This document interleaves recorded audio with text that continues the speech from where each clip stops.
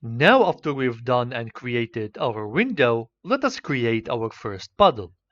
So to create a paddle, we are going to do the following. I'm going to define a variable that is called paddle underscore 1. Okay, so this is for player 1. And then we need to create an object that will be our paddle. The way to do that is just by saying turtle dot turtle capital letter. Now turtle is those objects that will be moving around the screen, and we are creating a turtle object, which will be our paddle. We can specify its shape, we can specify its color, we can specify its size and its position. So let's do all of those that I have just mentioned. First we need to say paddle underscore 1, and now we need to specify the shape. How do we do that? We just put a point, dot like that, and then just say shape. Now the shape here is going to be square. This will be my paddle 1. Now how about we choose its color? So I'm going to say paddle underscore 1 dot color, and the color here is going to be white. Okay? What's next?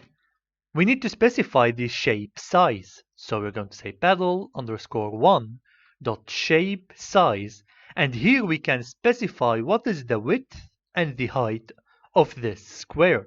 Remember, we are trying to create a rectangle that will be our paddle. So let us simply just say stretch underscore width is equal to 5, and the stretch underscore length is equal to 1.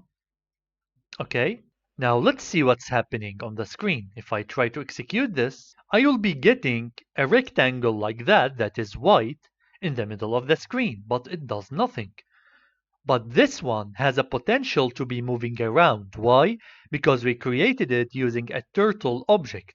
Now don't worry about these terms like object, because we will be talking about all of this in the object-oriented programming section.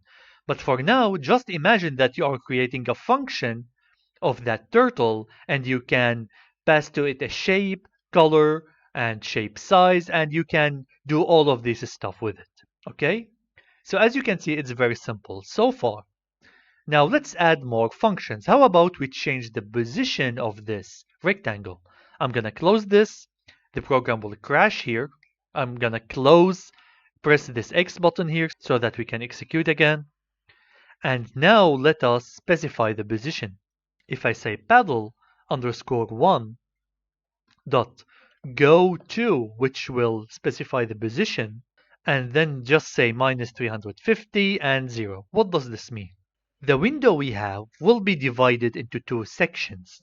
The width will be spanning between minus 400 until 400. If you add these up in the absolute value, you will get 800, right? Because we have 400 in the minus section and we have 400 in the positive section. So the screen will be divided into two sections. The height as well will be divided into two. We have plus 300 and minus 300. Okay, so let me illustrate this really quick to you. If this is my screen like this, and I specified that I want the width to be, let's say 800, and the height to be 600 like that, then I will be having an origin point, which is here at 0, and here I will be having two sections. Okay, this is the 0 point, this will be my minus 400, and this will be my plus 400. Okay, so here the values are increasing from 0, 1, 2, 3 all to 400, and here the values are increasing minus 1, 2, 3 all the way to minus 400. Same thing for the height. If we go like this is my height, this is still my 0 point, this will be plus 300, and this will be minus 300.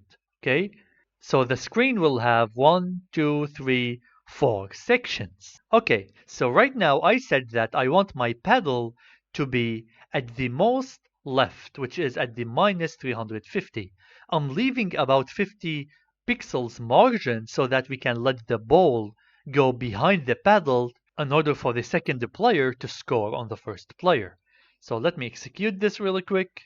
I'm gonna press this X button to refresh everything and execute. Now, you'll notice that there is this weird line that is happening here. And the position is correct of the final rectangle being at the minus 350, right? It is at the far left side of the screen. And the y point is being at 0, right? Because the y is this vertical line and the x is this horizontal line. Okay, so this one is correct. But what about this fine line we have here?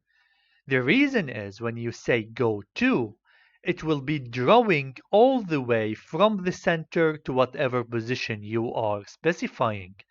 So this go to, we actually use it to draw shapes on the canvas or the window right here. How can we prevent this and just move this rectangle from being in the middle to being on the left without drawing the line it went through? Well, we need to use a function before that, which is called pinup. So I'm going to say here paddle underscore 1, then dot pinup. And now if I execute this again, let me refresh, run this. As you can see, the line is gone. And we have created our paddle. Congratulations, now you have your first playing object. How about we create a second paddle that will be on the far right side? Well, this is very easy. I'm going to be copying everything I've done here. I'm going to just put it here. And then I'm going to change the variable name to paddle2. And how about we only change the position to be at plus 350? Let's close this, refresh, and run again. Now you'll see that we have two paddles on parallel sides of the screen. This is at 350, 0, meaning 350 at the x-axis and 0 at the y-axis, right? And this is at minus 350 and 0. Okay, that's really great.